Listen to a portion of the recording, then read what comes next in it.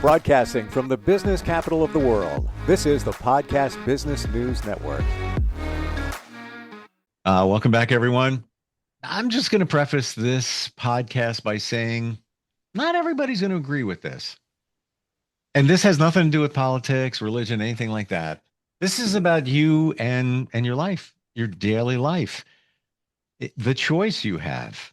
When life is throwing you the lemons or you're in the face of adversity and you're throwing your hands up like, why me? Why me? That's on you. But I didn't do it. They did it to me. That's on you. You had a choice. You have a choice. Let's start there today. He is an accelerated healing specialist, uses all different modalities, acupuncture, hypnotherapy. He's a life coach. He's an intuitive. And so much insight comes from our professional of the year. Chris DiStefano is back with us. How are you doing? Doing great. Thank you. How are you doing, Steve? I have a choice to say I'm doing well. Excellent. Now, am I being truthful? Yes. Do I have a lot of things going on, even on the personal side, even at this very moment? Yes. How I react to that ultimately is my choice. I don't know if you agree with that. Your choice. Do you think that's how we all roll? We have a choice, even when life sucks. We have a choice. I'm going to go a couple steps further. We always have a choice. If I want to play the victim card, why is this happening to me? It will always keep happening because I'm refusing the growth. I'm resisting it. I was literally right before this on a call. There were two women. One of them had colon cancer and was going through all sorts of difficulties in her life. Healed herself because she had to go into what she was holding back. Her body, in order to heal, she had to pay attention to the lessons that were hiding underneath. Another woman had told me a story prior where she had learned essentially basic self-hypnosis, and every day in every way I'm getting better and better. And she would put herself into the trances, and she was going through autoimmune and other conditions. She was able to heal herself. Now, and I have a history of depression. I know what it's like to wake up every morning and not want to wake up and just want to go back to sleep and know that everything ahead of me is horrible. Believe it or not, after the fact, I could tell you that's all a choice, because the rational mind was locking me into this is all that's possible. The rational mind does not have a complete data set. Once I realized the choice, like now, if I wake up and I feel less than I should, yeah, if there's stuff happening, I'm not a Pollyanna, but I'm also going to pay attention. I'm going to look at some flowers. They raise my vibration. I'll look at some birds. I'll pay attention to all the gifts that I have in my life. I'll be present for interactions, not in my head, because that wavelength, that determination, let's say I meet a new person, and that person could be my new best friend, or that person could be nothing because I walk into it like a wet mop. That person could be the best person I've ever met in my life. But what determines that is my attitude going in. I have trillions of cells in my body. I walk around with a cloud over my head. I just gave them all lousy weather, and then I complain my body doesn't feel good. That's my choice. So how about we role play? Well, that's your idea, Steve. I'll take it. I'm on the other side of that, and I'm not saying I believe in this, but this is what somebody and people have said to me based on what you said. So you're saying, come on, Chris, smelling some flowers, touching a tree. Do you realize what I got going on over here? How is that even going to make? Come on, how's that going to make a difference and make me feel better? And how is that going to happen? Literally had this conversation with a patient yesterday. Because whatever's happening in your life right now, let's go with you have a sick dog and that's bringing you down. It's really hard to see something you love suffering. It's like losing, it's a family member. And what I say to you is, does your dog want you to feel like crap? Are you making anyone better by walking around feeling like crap?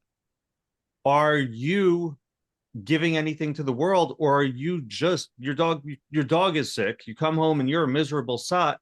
That's actually worse for the dog too. How are you going to bring the most value into your own life? Again, we can all run a pity party. Each one of us, even the people that are doing well, that are happy, could run a pity party if they elected to. Being happy is work, especially initially. We have those habits of that negative self-talk, those habits of that self-defeating. We don't have self-love. We don't have compassion for ourselves, and we have bad habits. Make better ones. But Chris, I agree with you, but here's the other side. But Chris, I've been on meds for 20 years for depression. Nothing works. I've tried everything.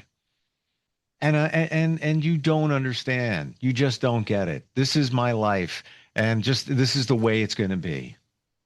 You're absolutely right, Steve. You've tried everything by coloring inside the lines.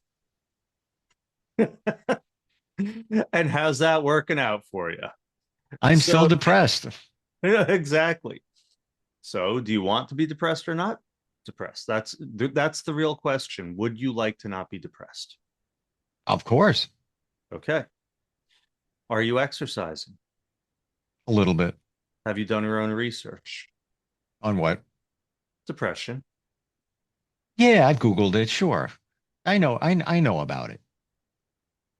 Yeah. So, do a little more research. There's nutritional and lifestyle choices that could help push you into feeling better, including regular exercise habits. That's the most effective, proven way to get the depression lifted. That's not going to change everything though, right? Have you tried it? No, What's stopping you? I'm depressed. Exactly. And that's the hardest step to take, is that step to move into action. Set a reasonable goal, maybe a 10-minute walk to start out, but commit to that every day. Also, look at what you're eating. If you're eating badly, your brain's getting bad chemicals. And if you've been seeing the same doctor giving you the same medication, you may want to consider seeing a different doctor, because obviously you've stagnated and plateaued. So perhaps different intervention would be exceptional for lifting the depression. So I've heard these podcasts before, Chris, Yeah. and what I'm taking away from this is if I think in a different way, I'm going to feel a different way. But after all these years, I don't, it's hard for me to believe that.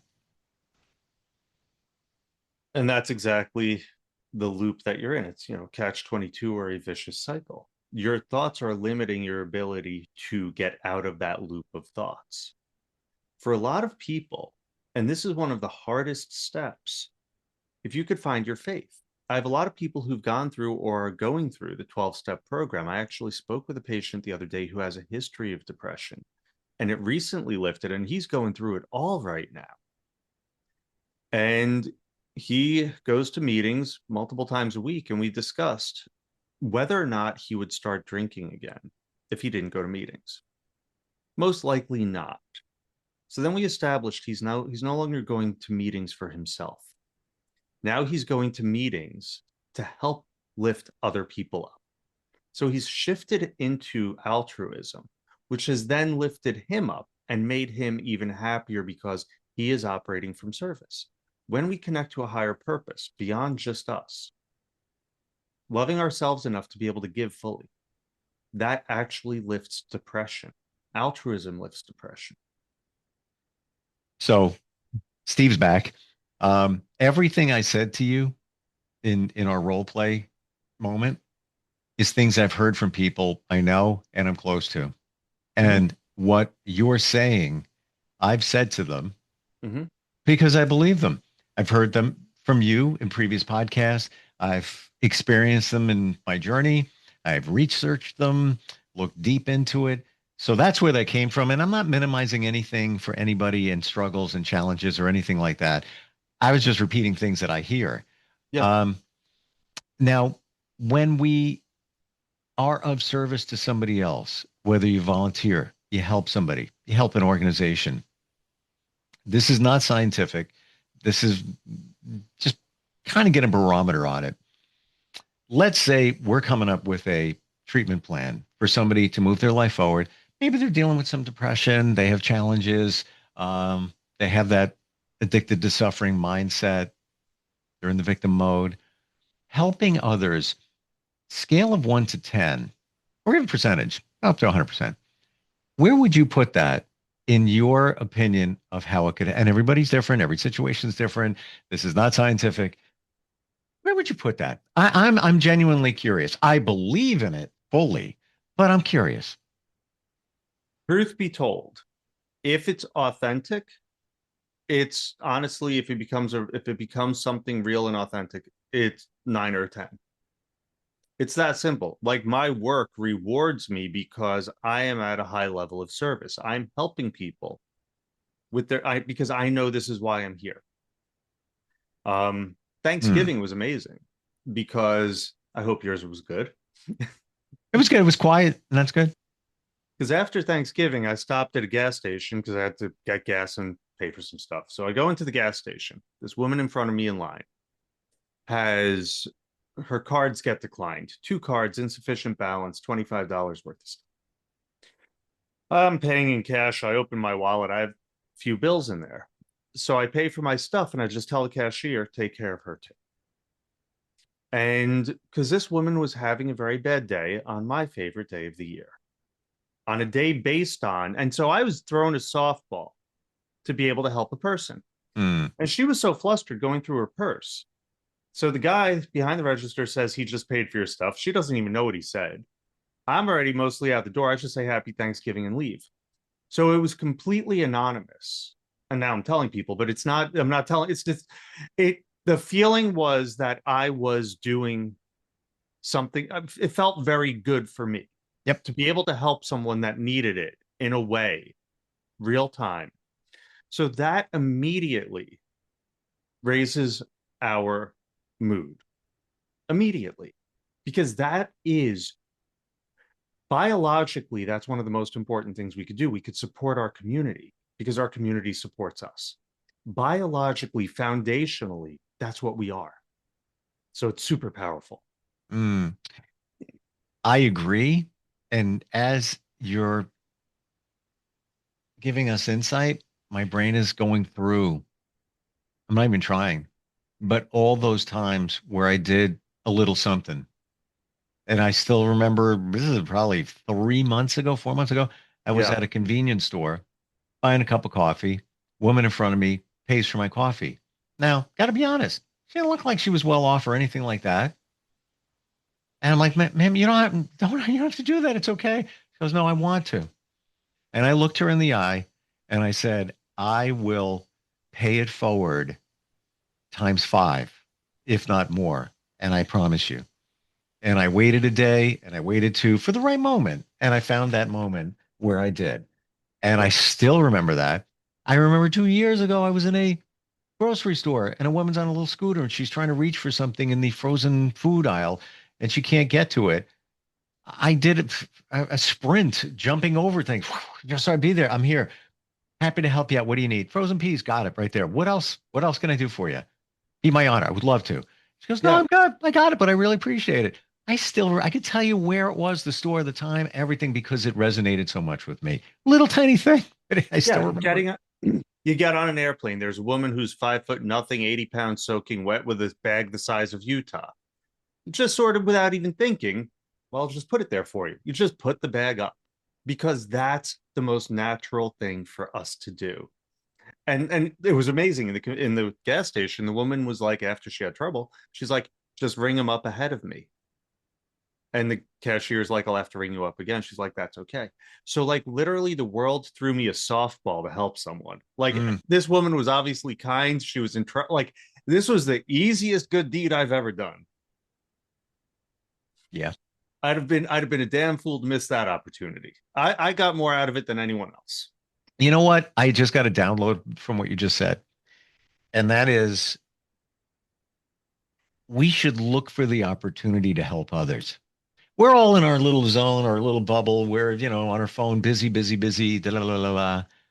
Look for the opportunity. You'll find it and you'll make yourself feel better. Yeah, like how many times I go to the supermarket, person behind me has one item, I have 12. I'm just like, go Totally. just the little things Yeah. because I don't know what their day is like, but if I could make it a little bit better, that's, again, like you said, they'll pay it forward. Mhm. It's all we can be, that catalyst of changing. One of the funniest things, I went to one of these retreats that I go to, and this was actually one of the catalytic events to take me out of my depression. I'm there. It's about 1 or 2 in the morning. We're all talking, whatever. I make a I don't know, self-defeating joke about, whatever. And this guy, Bob, is like, what's this with the negative self-talk? Is this how you want to see yourself? Is this how you want the world to see you? And he brought that to my attention, and I shifted since then. And that was for him, he took 30 seconds to talk to a guy he didn't know to be like, hey, what are you doing? For me, that changed my life. You never know when taking that 10 seconds, that 20 seconds, that $5 Mhm. is the catalytic event to connect someone to their humanity. And what does it cost you? Absolutely nothing. You just get more back. So this is part of the choice. You may even save somebody's life. You go to pick up that cup of coffee and you say something nice like, this is that, I don't know what you did, but this coffee's amazing. And by the way, your hair looks great. And thank you. Have a wonderful day. They may be on the brink of something really bad. Yeah, And you put a smile and connected. exactly. It's always at the perfect time. So this is like actually, I believe, the core of the season right now. It's that connecting to that love. That's an expression. All of this is These are the greatest gifts we can give. These are the greatest gifts we can receive because we're giving it to ourselves at the same time. Different way to look at it, isn't it? It is. And as an experiment to anyone listening, take $5 if you can spare it. Do something for someone else with it, not someone you don't know. Mm. Yeah. Yep. And see how And you feel. see how you feel. Just play it from there. It's probably better than Prozac. Yeah. And you said it beautifully. That's why we're here. But Yeah. I believe because of society and perceptions and all, a lot of times we're afraid to do something nice for somebody else because we're viewed as weird, creeper, et cetera, et cetera. Even a nice comment to somebody, we don't do it because we don't want to be judged. It's horrible. And that's you hit the nail on the head there, Steve. That's what it all is. What There's forces that are intentionally there driving us apart, creating wedges, creating divisions. Mm. And that obviously, if they're doing it, they have reasons. And our purpose is to bring us together. And without the forces driving us apart, it wouldn't be as rewarding. It actually strengthens Mm. that process because of the opposition. And because to do it, we have to overcome this false stigma on interacting with a stranger, on putting ourselves out there, on creating even that hint of vulnerability in ourselves by opening up and being authentic. So it is an incredibly powerful move. And it actually is a muscle that we can build over time to become better and better at being us and at being that light, bringing that joy, that love into the world. Do you feel that I want a better word for epidemic, but I'm gonna ride on that for a moment. That we have somewhat of an epidemic of addicted to suffering. We're stuck in that. We love that. So there's a lot of, I could talk about this on a ton of different levels. The answer is yes. And it's really, I call it a consistency bias. We, let's say someone makes fun of my nose when I'm 6 years old. Now I think I'm ugly. I'm going to do things to sort of protect myself from that, blah, blah, blah. Now I'll carry that for the rest of my life until I choose not to let the world define me. So I'll have habits built to protect myself. Those are really prison walls. Mm. So I'm going to suffer. I'm going to hide myself. I'm going to keep myself from being seen. I'm going to go out of my way to actually dim my light, to not interact with the world, to stay in a shell, and to stay sad, depressed, lonely because some dumb kid said when I was young. The habit gets built and we don't even know it's there. And then when we see it, oh, wow, I keep holding back. I keep this. Now, why would I want to open up? Because society doesn't teach us that. But if we're not in our authentic self and comfortable expressing it, we're not living our purpose and we'll begin to suffer and we'll suffer more and more and more. So we won't have proper relationships. We won't have self-confidence. We won't be able to give properly. And the habit, even if it hurts us, is familiar. And we will always go with the familiar because it's safe, even if it's uncomfortable. Mm-hmm. And I relate. I was the big fat kid, got bullied all the time, beat up on the playground, you know, no friends, everybody else's activity period walking around. And I'm like, all right, here I am. Um, if I were to speak to my former self, it would be as a child, I would say, don't ever worry about what people think. You know, it's easier said than done, even as an adult. But I kind of ride that way. It's like, this is me now. I'm good. But it took a long time to get there. I got it even better. So I wanted to be liked. I was different. I was weird, whatever. And so I tried to be what I thought people wanted. So now I was a phony. So now I'm weird and phony. And no one likes a phony. Especially ourselves. And Yes. we might not even know that we are. So I wanted to be who I thought people wanted me to be, which made me hate myself. And they didn't like me, which made me hate myself. And they didn't like me. Very relatable. Yeah, because you just want to be, what do we want? To be liked or loved. So we'll do whatever it takes to get to that point, even if it's not really us, but it's counterproductive. Correct me if I'm wrong on any of this, just my thought. It's counterproductive because it's going against who you really are. And that Exactly. hurts. You might And not that's know what it hurts. they always say, be yourself, but it's like we don't even know who we are. And that's one of the biggest things I work on. Mm. Foundational level work that I do, even in the program online, everything is based on this.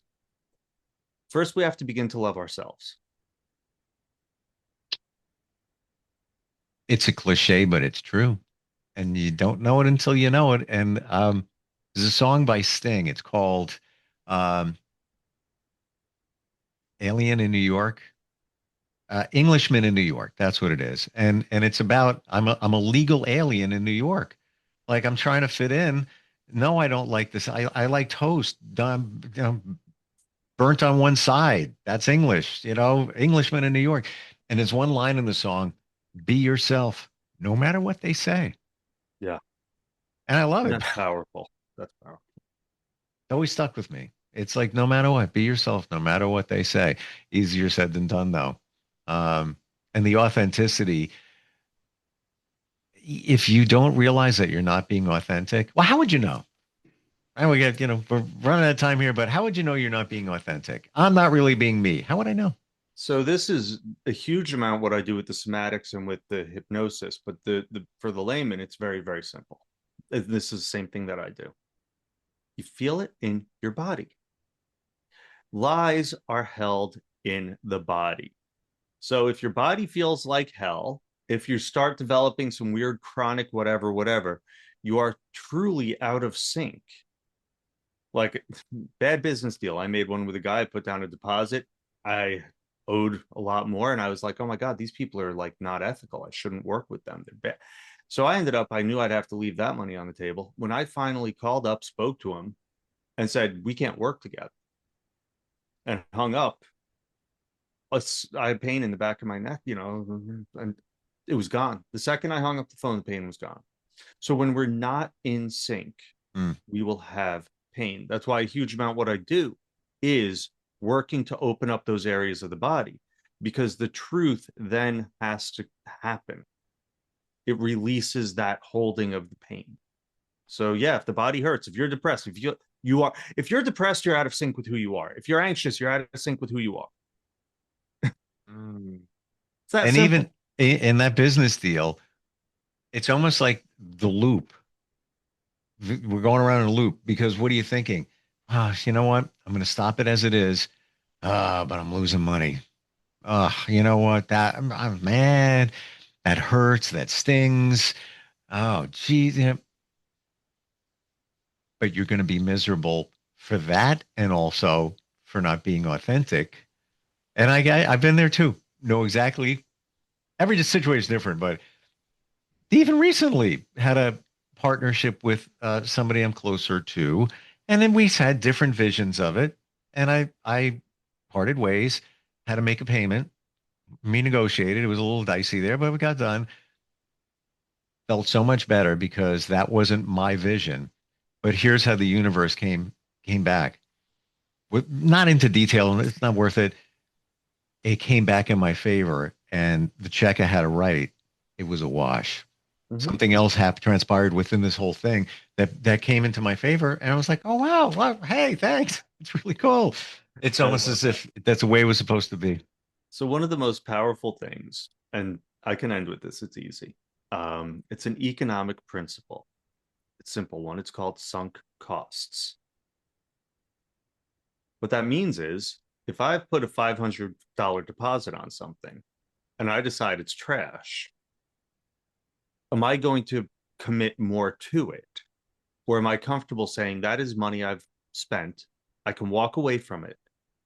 Because if I'm going to commit more, it's only going to cost me more.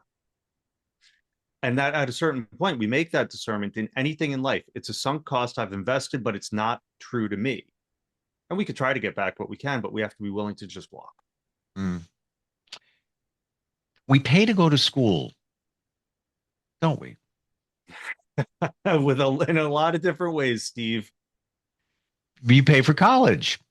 There's even if you get financial aid, there's still expense involved in that. The $500 you just referred to, it's a lesson. That's tuition. Yes, that's tuition. You got to look at it that way. And as the day is long, I'll firmly say here the situation I personally described in the last year, and actually there were two separate ones. I learned a lesson.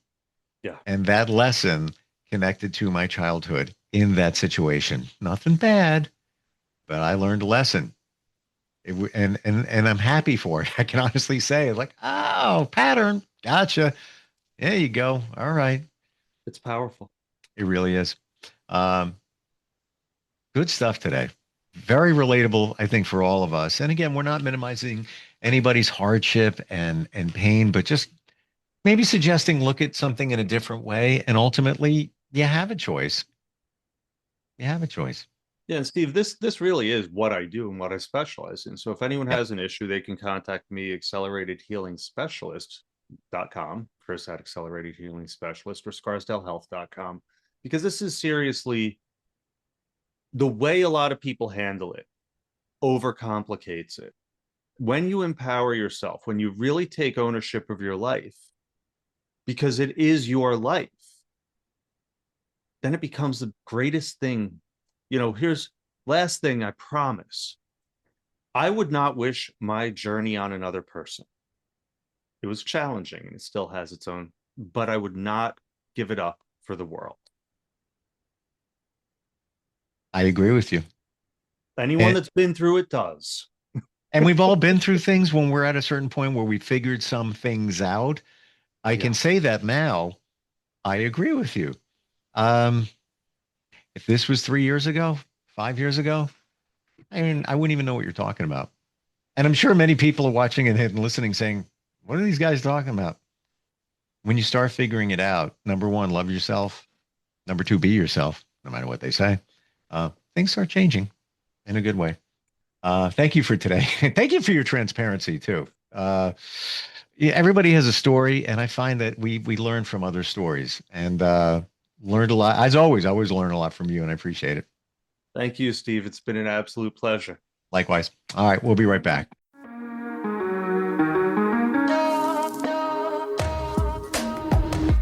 Broadcasting from the business capital of the world, this is the Podcast Business News Network.